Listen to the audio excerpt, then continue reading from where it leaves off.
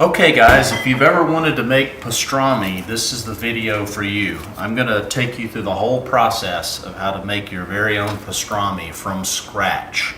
There's some shortcuts that you can take, but I'm going to show you how to do everything straight from the bottom. So basically, most of the time, not always, but usually you're going to make your pastrami from the same cut of meat that you would a brisket. Which in this case, I'm using a flat. So a flat is basically part of a packer's cut. A full packer's cut will have a flat, which is this bigger part of the meat, and then it'll have a smaller piece that's layered against it called the point. So I always just use the flat. Usually has a fat cap on the side, so you'll want to trim that off where it's about 1/4 of an inch of fat left, just like you would a brisket. Same thing you're doing with a brisket.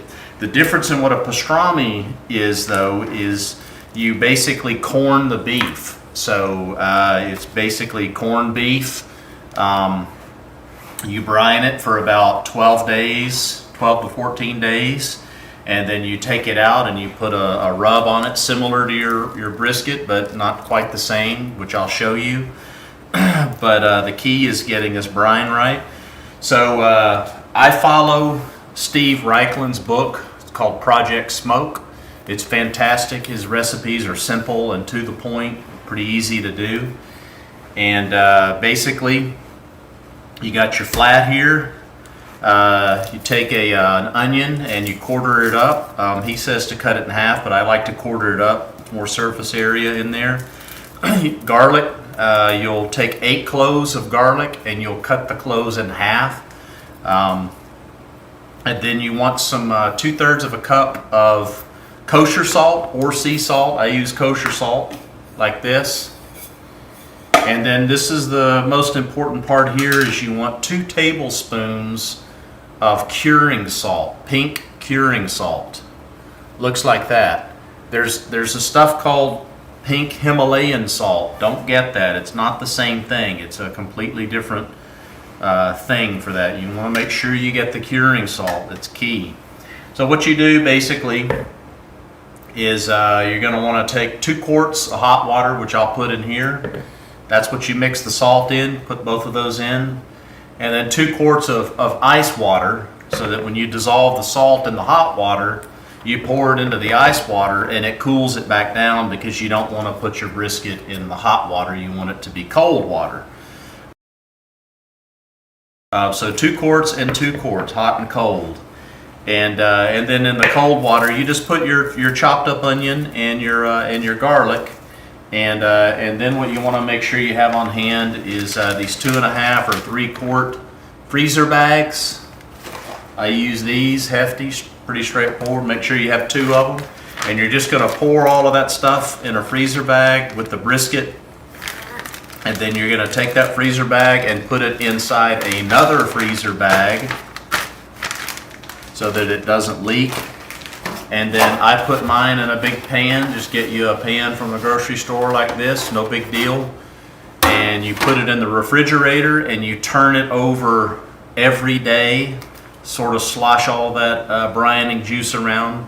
Every day you want to flip it over and slosh it around a little bit for at least 12 days, somewhere between 12 and 14 days. And then, you know, most importantly, because you're planning on doing this 2 weeks ahead of time, just make sure that you're going to have a full day, because you're going to need to smoke it for about 12 to 14 hours. So plan ahead and make sure that you're going to have a full day where you can do it, and that you're not having to go over to grandma's house for spaghetti and ruin the whole thing. So plan it accordingly. It takes about 2 weeks. So we're going to get started cutting this up. And oh, and by the way, just to show that I do read your post, and I love all you guys' posts. They're very funny. You guys love my my very small knife that I use for trimming the fat. So my daughter did buy me a smaller knife that I use, but I still keep Old Faithful here because I know you guys love it so much. But just in case I end up with a really big piece of meat, you can also use a knife like this. You know, so. Okay, so now I got my onion quartered up here. I got my garlic cloves cut up, about eight or nine of those. These were big ones. and got those all cut open. And so now what I've got is I've got 2 quarts of hot water right here, and I'm just going to pour the 2/3 of a cup of kosher salt in there. I'm going to put in this super secret ingredient here that you got to have. Make sure you have this before you start anything. It's that curing salt like I talked about. I think I got that at Walmart. It's a little bit hard to find, but I got it at Walmart. Just make sure you find it. And again, don't get that Himalayan salt. It's not the same thing. Stir this up. And by the way, you'll see when we get to the end of this that what you end up with in pastrami is phenomenal. And there's lots of stuff you can do with it. You can make yourself some pastrami sandwiches. You can do some pastrami and sauerkraut. I took a bunch of it and made some appetizers and took over to a Super Bowl party, and they were instantly gone. You'll be shocked at how good it is. All right, so just stirring this up here, so that's all dissolved. That's the only reason the water needs to be hot is to dissolve that salt. All right, and then what you do, just sticking my finger in there to make sure I don't fill in crystals, is you put all of this garlic over in your cold water, your ice water. Onions go in there, pour that in there. Like that. And now basically what you have is the secret solution of brine. So when you feel it, it should be cool. You don't want it to be hot. You don't want your meat going into the hot like that. But basically that's your brine solution. So then what you do, and believe it or not, this is the hardest part of the whole thing, is trying to, how do you put a 6-pound piece of meat in a bag and then pour a gallon of solution into it without making a big mess. And I'm not very good at this, and it's not possible for me to show you the whole thing here because I have to stop the film and do some other stuff to do it. But basically, put your brisket in there like that, your flat. All right, and then you're gonna pour this in the bag and zip it, and then put it in a second bag and zip it, and then lay it in a pan and put it in the refrigerator for at least 12 days. The help of my wife as my assistant here, we were able to get the meat in the bag, pour the brine in there. It's easier with 2 people. You can do it with 1 person, but it's easier with 2 people. This is only the second time I've done this, by the way, so I'm no expert at this. I'm just showing you what I did last time that turned out really good. But basically, you want to make sure that when you put it in that first bag and you ziplock it, that you get all the air out of it, so don't leave any air in there. And then you take that bag, put it in backwards into the other bag, so the zipper is at the bottom of the second bag. The second bag on the outside is really just to prevent leaking and making a mess or whatever. So now you got it in your bag right here. Then take your pan like this, and you just put it in your pan, just like that. And that's just to keep it from pouring all over your refrigerator should you get a leak. Then every day, and this is the important part, every day you want to turn it over.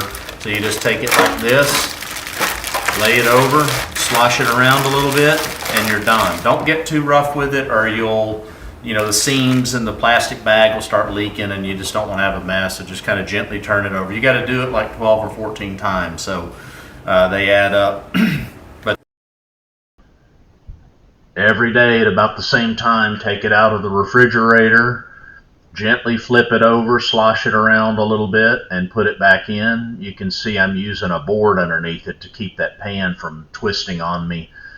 Be careful with the plastic there. After doing this for about 13 days, you're going to have some leaks, so that's pretty normal. But that's okay. You just want to get most of it stirred around. So be consistent every day for about 13 days.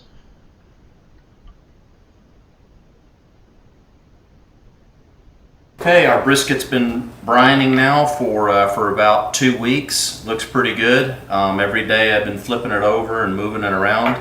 So now we're gonna go ahead and make the rub. I'm gonna smoke it tomorrow morning early, and so I wanna go ahead and have the rub made. This rub, key thing is don't put any salt in it. You don't need salt. The meat itself has plenty of salt.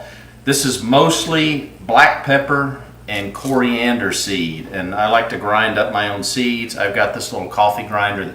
The whole ingredients is a half a cup of black peppercorn, a half a cup of coriander seed, ground up, kind of coarse, not too fine, and then 2 tablespoons of mustard seed, ground up, and then a tablespoon of brown sugar and a teaspoon of ginger, ground ginger. So I'm going to go ahead and throw this in here.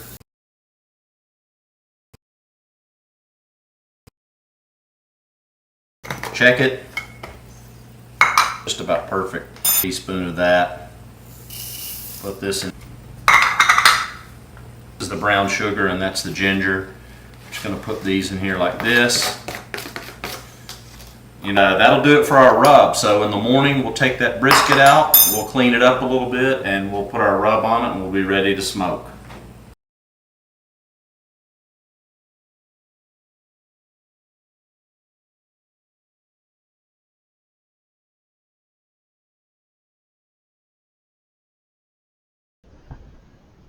Going to go ahead and inject this with some beef broth. I'm a big fan of injection. Keeps the inside moist, keeps it from drying out, adds just a little bit of flavor to it. Now we're going to put on our rub that we had pre-made. You can use a binder on these, like mustard, brush on a little bit of mustard. It doesn't actually change the flavor like you think it would.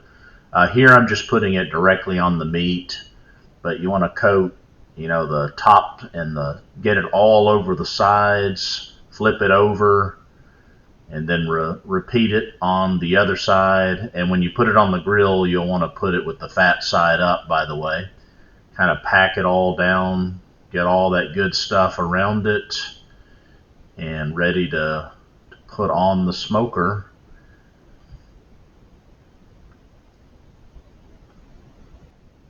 Meanwhile, we got our smoker set up. This is a Weber Rocky Mountain smoker. I love this thing. It's got a big pan of water in the bottom of it to give it a little bit of steamy smoke.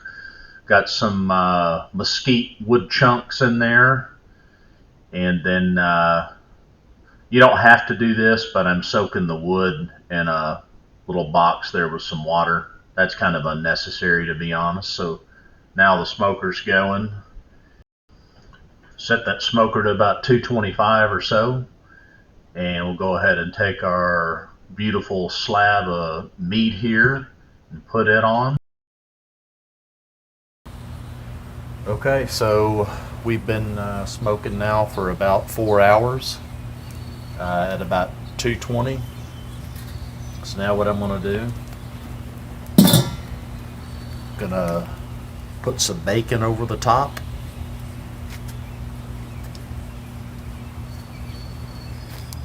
Like this.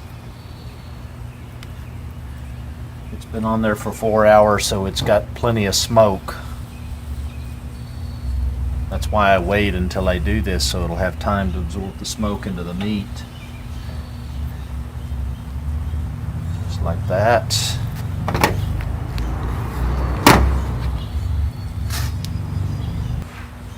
And we'll let that smoke probably for about 3 or 4 more hours. And then we'll wrap it up in butcher paper.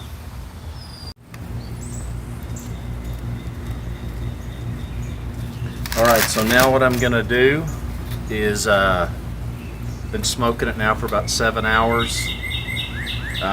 Internal temperature is about 175, so I'm gonna take it off, and this is key. I'm gonna wrap it in butcher paper. Don't wrap it in foil or it'll get steamy and stewy. This is the best way to do it because this parchment paper will breathe. So it keeps the moisture in so it doesn't dry out, but it doesn't stew the meat. Do it at 175 internal temperature. For me, that was about 7 hours. Take it out, the whole thing.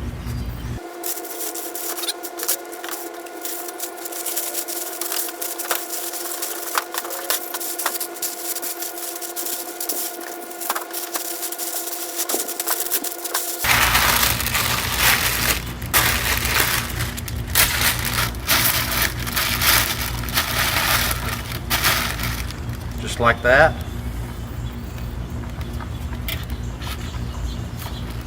About right there. And I'm going to add a little bit more water.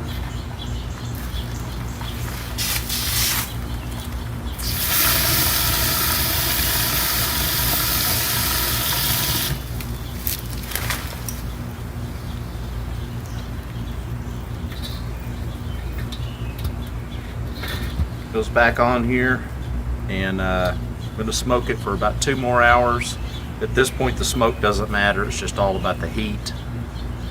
And when the internal temperature gets about 195, no more than 200, then I'll take it off and I'll put it in a cooler. Alright, the rain is on its way. Like, I literally hear the thunder and it's pouring in. It's sprinkling, it's coming down now. It's at 196 degrees, which is perfect, so the timing couldn't be better.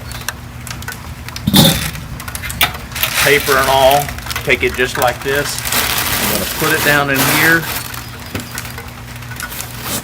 I'm going to put this towel on the top of it, get it nice and sealed in. I'm going to put the lid on it.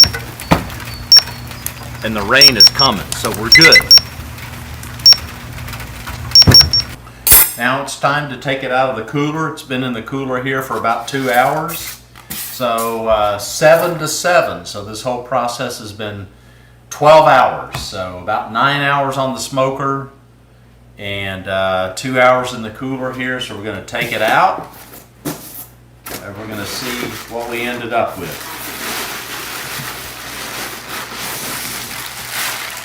Like I said, it's still hot to the touch. So even though it's been in there 2 hours, it's still pretty hot, so that means it's cooking inside the cooler.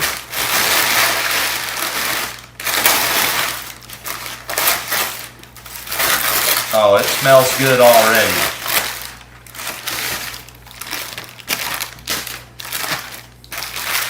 Take this bacon off. We don't really need that anymore. That was just to provide the fat to run down. It's so hot I almost can't touch it, but I'm going to do it real quick here. Like that. Look at that. Man, does that smell good. So this is the moment of truth here. Put it up here where you can see it. We're going to kind of slice right through the middle here. Look at that. I can already tell in the middle. It's nice and tender. It's juicy. Cut a couple of slices. That rub was perfect. You can see that it's got a little bit of bark on it. I don't know if that's going to show up on the video. I'll try to hold it still so the camera can focus. Perfect. It's so hot I can barely hold it with my fingers. That is so delicious. I can't wait to eat this on a sandwich. I'm going to have I got some rye bread here I got from the deli, and I got some Swiss cheese, and you can do whatever you want. I got this stone ground mustard, put a little bit of that on it, and make you a nice pastrami sandwich. So you can do whatever you want. So if you like this video, give me a little like down there. If you want to comment, leave a comment. Always love you guys' comments, and thanks for watching.